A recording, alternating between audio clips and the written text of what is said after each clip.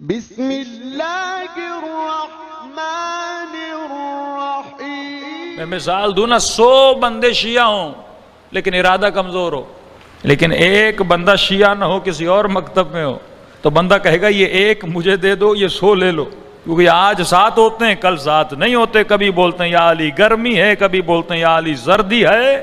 تب امام نے فرمایا کہ جو شامی تھے امیر شام کے ساتھ، ان کے ارادے بڑے مضبوط ہوتے تھے کہ فرمایا جب وہ اپنے باطل پہ ہوتے ہوئے باطل پر اتنی مضبوطی سے کھڑے ہیں، تو حق پہ ہوتے ہوئے اپنی حق کے لیے کیوں نہیں لڑتا؟ یہ سیدہ اگر دربار میں جا رہی ہیں، اہل بیت اگر کربلا میں آ رہے ہیں، تو کس کی نشانی ہے؟ ارادے کی مضبوطی کی نشانی ہے۔ جب تک بندہ اپنا ول پاور مضبوط نہ کرے تو ارادہ اب مضبوط کیسے ہوتا ہے، اس کی ٹیکنیک آپ کو بتا دوں۔ مثال کے طور پر آپ کو کوئی چیز کھانے میں بڑی پسند ہے، مثلا ڈیلی بیسس پہ آپ اپنا موبائل بڑا یوز کرتے ہیں، 7 گھنٹے 6 گھنٹے 8 گھنٹے 2 گھنٹے، ہر وہ چیز جس کی آپ کو عادت ہے، مثلا ایک بندے کو مرغی پسند ہے، ایک بندے کو آئس کریم پسند ہے، ایک بندے کو چائے پسند ہے، تو فرمایا کہ جب بھوک بھی لگی ہو اور وہ چیز سامنے بھی پڑی ہو اور دوسری چیز بھی پڑی ہو، اب نفس کہے گا کہ وہ کھاؤ جو تجھے پسند ہے۔ اس دن نفس کو بولو کہ نہیں، آج اپنے ارادے پہ چلوں گا، تیرے ارادے پہ نہیں چلوں گا۔ 2 دن وہ چیز نہ کھاؤ جو تجھے پسند ہے۔ تبھی فرمایا کہ مومن کم از کم ہفتے میں 1 روزہ، نہیں تو 15 دن میں 1 روزہ، نہیں تو مہینے میں 1 روزہ رکھتا ہے۔ یہ روزہ اللہ نے کیوں واجب کیا؟ تاکہ سال میں 1 مہینہ خدا ٹریننگ دیتا ہے ہمارے ارادوں کو مضبوط کرنے کی۔ اب 1 مہینہ اللہ ٹریننگ دیتا ہے، اور جیسے یہ مہینہ ختم ہوتا ہے تو اس کے بعد ہمیں خود کو ٹریننگ دینی ہوتی ہے۔ دیکھیے 1 مہینہ آپ روزہ بڑی آسانی سے رکھ لیں گے، شروع کے 3-4 دن میں مسئلہ ہوتا ہے، لیکن ارادہ جیسے جیسے مضبوط ہوتا جاتا ہے ویسے ویسے روزہ رکھنا آسان ہو جاتا ہے۔ لیکن یہاں رمضان ختم ہوا، یہاں آپ 3 دن کبھی اس رشتہ دار کے گھر میں کبھی اس رشتہ دار کے گھر میں عید کی دعوتوں کو کھانے کے لیے چلے گئے۔ میں مومنوں کو کہتا ہوں جب 3 دن عید کے گزار لو، مجھے 4تھے دن روزہ رکھ کے دکھاؤ۔ بڑا مشکل ہوتا ہے، 1 مہینہ خدا نفس کو پتلا کرتا ہے، اور میں 3 دن میں سے اتنا موٹا کر دیتا ہوں، اتنا موٹا کر دیتا ہوں کہ 4تھے دن روزہ رکھنا بڑا مشکل ہو جاتا ہے۔ اسی لیے فرمایا کم از کم ہفتے میں 1 دن روزہ رکھو، تاکہ تمہارا نفس پر کیا رہے؟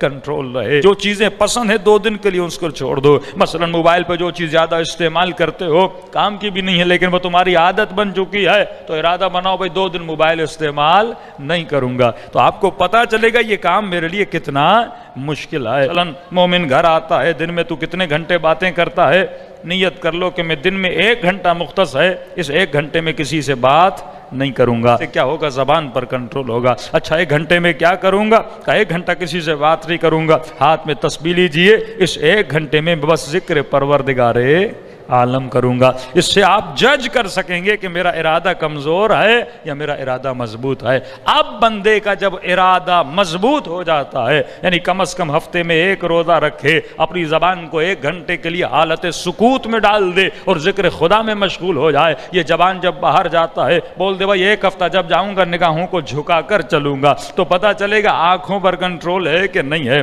بندہ سفرے پر بیٹھے خود کو پابند کر لے، مثلا 1.5 روٹی سے زیادہ نہیں کھاؤں گا، 2 روٹی سے زیادہ نہیں کھاؤں گا، فکس کر لے اپنے اوپر نا۔ مولا وصیت کرتے ہیں نظم امورکم، اپنے امور کو نظم دو، نظم میں ہی تقویٰ ہے۔ جب تک نظم نہیں ہے بندے کو پتہ نہیں صبح کتنی روٹیاں کھاتا ہوں، دوپہر کو کتنی روٹیاں کھاتا ہوں، رات کو کتنی کھاتا ہوں، کوئی نظم نہیں ہے۔ اب اگر بندہ موٹاپے کا شکار ہے، آیت اللہ دستغیب کے پاس ایک موٹا سا بندہ گیا کہ قبلہ کوئی وظیفہ دیجیے تاکہ میں پتلا ہو جاؤں۔ آقا نے کہا ایک کام کرو، اپنے ہر لقمے پر انا انزلنا پڑھا کرو، اپنے ہر لقمے پر۔ اس نے کہا ٹھیک ہے مولانا، اور جب پڑھنا شروع کیا تو کہتا ہے تو بڑا مشکل کام ہے، کیونکہ کھانا سامنے پڑا ہوا ہے۔ پہلے یہ سمجھو 1 انا انزلنا میں 10 لقمے کھا جاتا تھا، اب مولانا نے کہا 1 لقمہ کھانا ہے۔ اب بندہ جتنی دیر چباتا جائے گا، اس کا تقریباً 20 30 یا 40 لقموں میں پیٹ ویسے ہی بھر جاتا تھا، کیونکہ ڈائجسٹ سسٹم کو دیر سے پتہ چلتا ہے کہ بھر چکا ہے، یہ 10 منٹ لیٹ اپنے دماغ کو رپورٹ دیتا ہے۔ تب امام نے فرمایا ابھی پیٹ میں جگہ ہو تو کھانے کو ترک کر دو. کیا ہوگا؟ انسان کا ارادہ مضبوط ہوگا، یعنی حرص سے غضا پیدا نہیں ہوگا، یہ خود اپنے حرص کو کیا کرے گا؟ کنٹرول کرے گا، اور اس کنٹرول سے اس کا ارادہ مضبوط ہوگا. اب جب پیٹ پر ارادہ مضبوط ہو گیا، آنکھوں کے لیے ارادہ مضبوط ہو گیا، راہوں کے لیے ارادہ مضبوط ہو گیا، اس نے ہفتے میں 1 روزہ رکھا، مہینے میں 2 روزے رکھے، اب اس کا ارادہ مضبوط ہو گیا. جب ارادہ مضبوط ہو جائے اب تزکیہ شروع ہو جاتا ہے. جب آپ نے سمجھ لیا اب جو میں کہوں گا میرا بدن وہ کرے گا، اس کے بعد اب تزکیے کے راہ پہ چلتے ہیں. اور تزکیے کی ابتدا ہوتی ہے حاسبو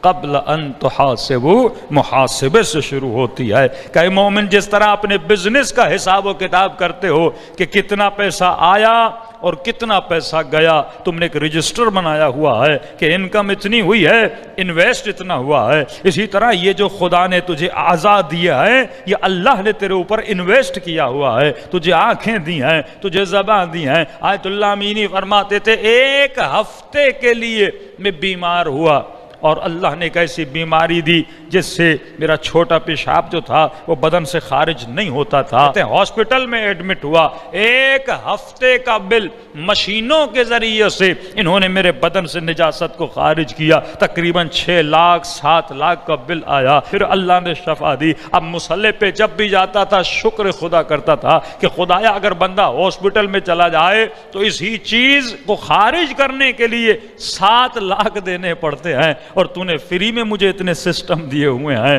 بندے کا ایک دانت گر جائے، نقلی دانت جا کے لگواؤ تو کتنے پیسے دینے پڑتے ہیں، لیکن تو نے مجھے 32 دانت فری میں دے دیے.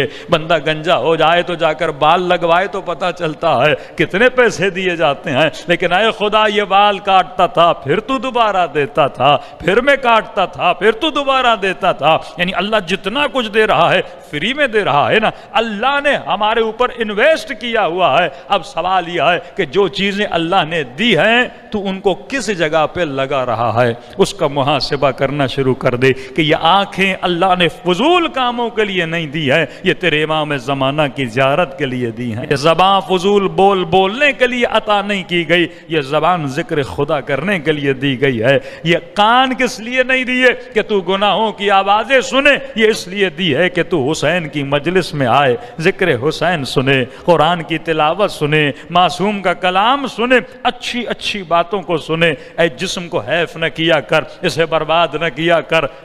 اور ایسا نہ ہو کہ قیامت میں ملائک پکڑیں مثقال ذرۃ، ایک ذرے کا خدا سوال کرے گا. جس کا مومن نے سوچا نہیں ہوگا اللہ اس کا سوال کرے گا، اللہ وہ سوال کرے گا. مثال کے طور پر اگر چلتے چلتے ہم نے کوئی ایسا جملہ کس دیا کسی مومن پر اور اس مومن کا دل دکھا، اللہ قیامت میں کہے گا تو نے فلاں جگہ پہ فلاں جملہ کہا تھا، فلاں مومن کا دل دکھا تھا. یہ پریشان ہو جائے گا کہ خدا جس کا میں نے سوچا بھی نہیں تھا، یہاں پہ اس چیز کا حساب و کتاب لیا جا رہا ہے.